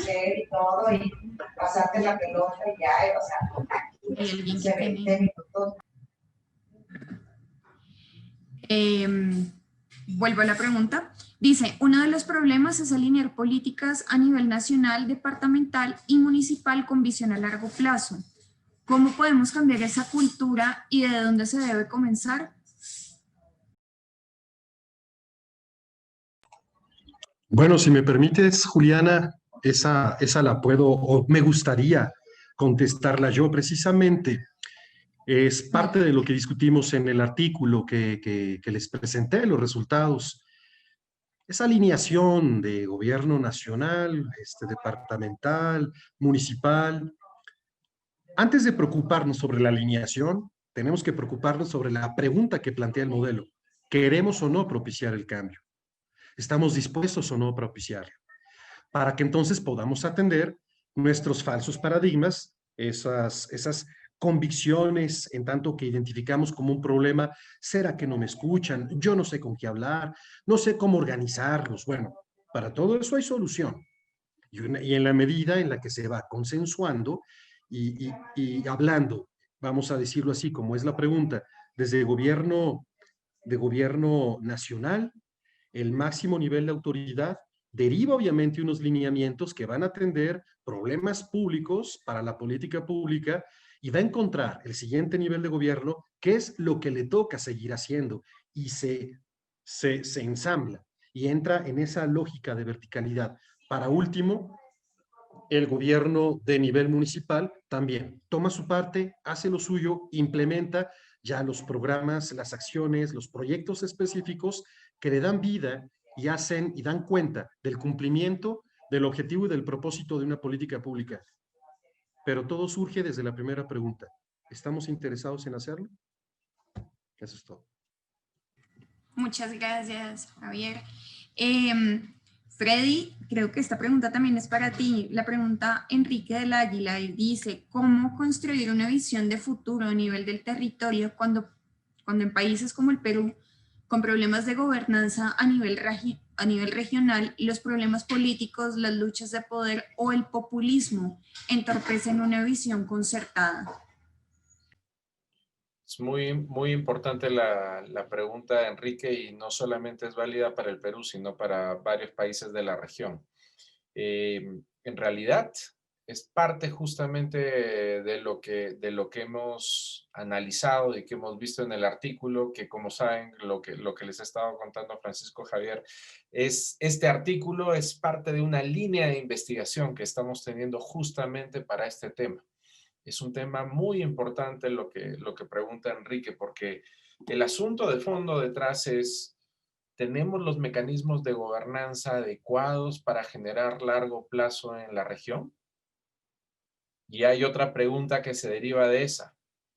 Existiendo los mecanismos, que no es real, porque no existen los mecanismos de gobernanza reales en la actualidad, ¿tenemos el suficiente respaldo de la población y la apropiación realmente con estas visiones de largo plazo como para que continúen pese a la carencia de institucionalidad que se puede tener en el mediano plazo en estos territorios?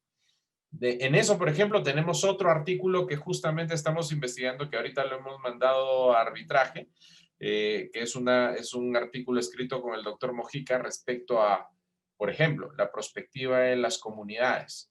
¿Las comunidades realmente son escuchadas dentro de la generación de visiones de mediano o de largo plazo o no? Desde una perspectiva, y ese análisis hay que hacerlo para la región, porque si no, no vamos a poder llegar a un norte. Y esto de acá solamente para culminar, lo que le quería decir a Enrique es, experiencias de esto hay muchas, en que se ha llevado esto realmente a la práctica. Ejemplo, los estudios de futuro de los nórdicos, ¿no? Claro, y que lo que tenemos que entender es que son 40 años que los vienen llevando ya por un camino, ¿no? Y es ir construyendo la institucionalidad mientras se va generando esto.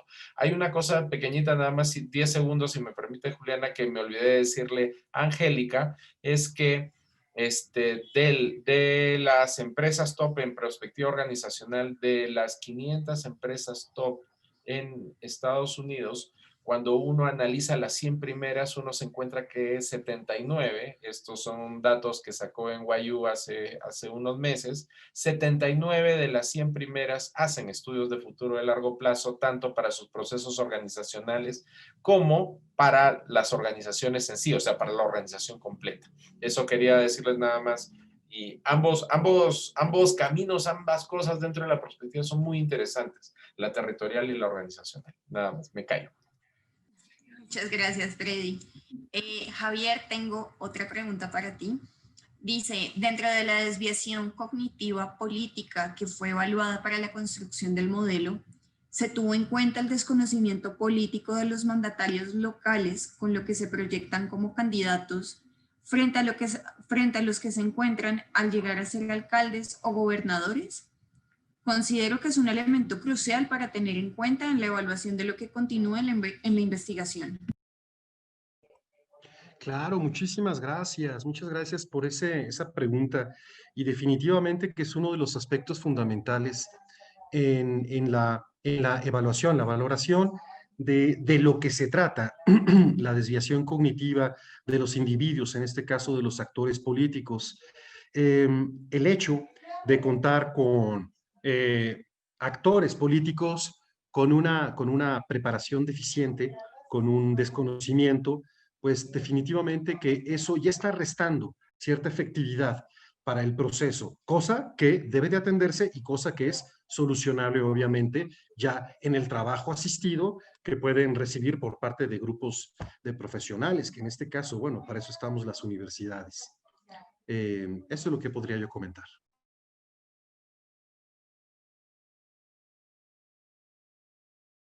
Muchas gracias. Voy a atender una pregunta grande y otras dos pequeñas y con eso finalizaríamos. Entonces, esta está un poquito larga, la voy a leer con detenimiento. Dice, la crisis de lo público, la desconfianza institucional, la democracia cediéndose terreno, una situación social donde las brechas se aumentaron, hablamos de la perspectiva, pero en esta nueva cotidianidad, ¿cómo recuperar espacios cedidos a actores políticos, los cuales cada día están más lejanos de los ciudadanos? El futuro se ve lejano y no logramos un presente claro. ¿Cuál es el rol de los ciudadanos en este nuevo mundo? Sí. Permíteme, yo comienzo abordando la respuesta, después mis colegas, si quieren, la pueden implementar. E igualmente retomo un poquito ideas que se plantearon anteriormente. La clave del éxito de un estudio de futuro está en la capacidad de traer a la mesa, de sentar a la mesa a los 4 actores sociales del desarrollo. Estoy hablando de perspectiva territorial, ¿no? Ser capaces de sentar a la mesa a los 4 actores sociales del desarrollo, que son el Estado, los medios de producción, la academia y la sociedad civil. Esa capacidad la tiene el mismo Estado. Es decir, que si la decisión de hacer el análisis de futuro, de ver el futuro, de escudriñar el futuro, de construir el futuro, la toma el Estado como líder, las cosas fluyen.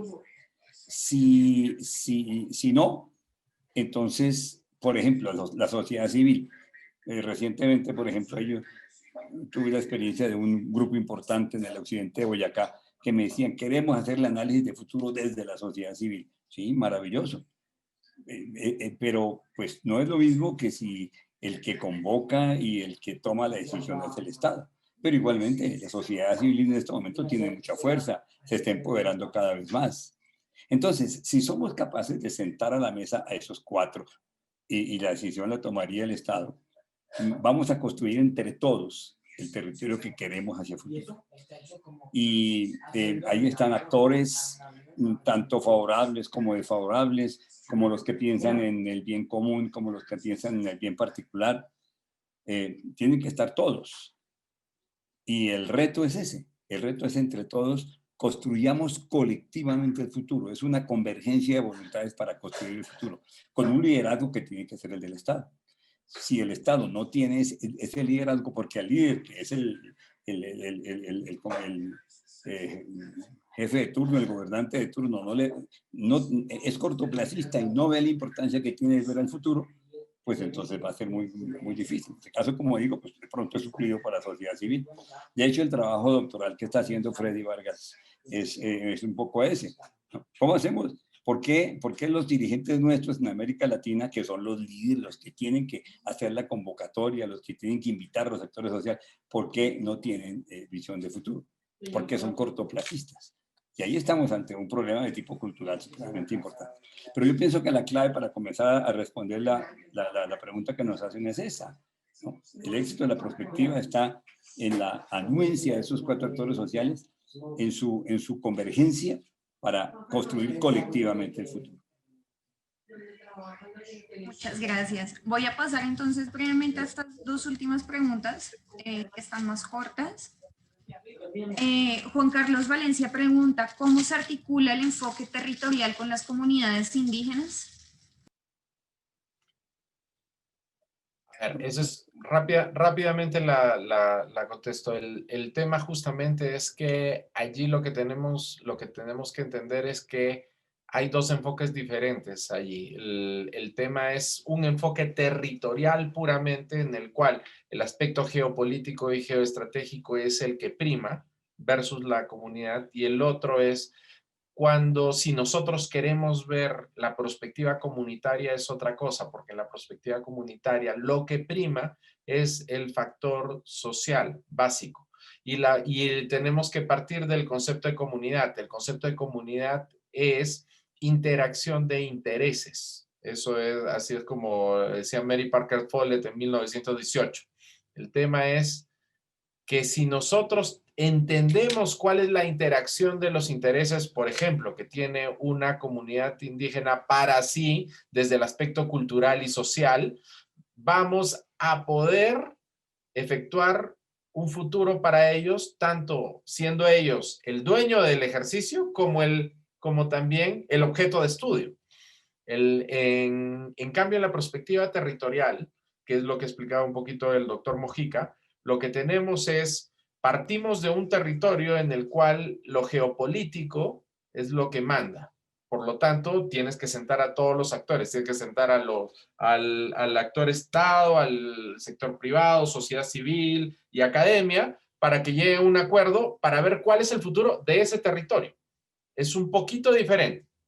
Pero se pueden hacer los 2 perfectamente, ¿no?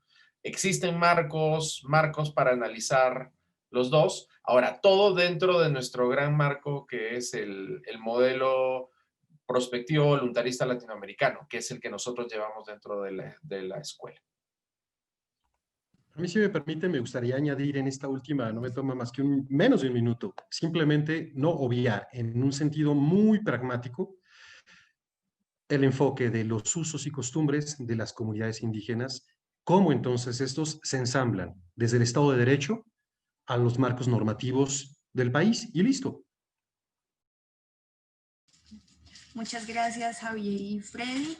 Y la última pregunta que nos hace Sandra Vargas dice, con la desconfianza que tenemos a la institucionalidad, ¿qué responsabilidad tienen la sociedad y las empresas para construir el futuro? Esa me gustaría responderla también yo en primera instancia, muy breve. Adelante. Y concreto.